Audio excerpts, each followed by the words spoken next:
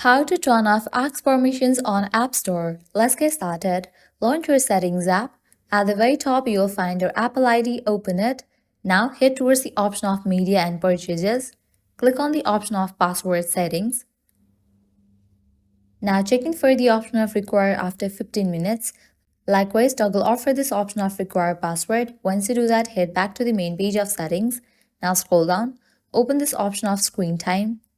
Now head towards the option of Content and Privacy Restrictions. Now go to this option of iTunes and App Store Purchases. Type in your screen time passcode.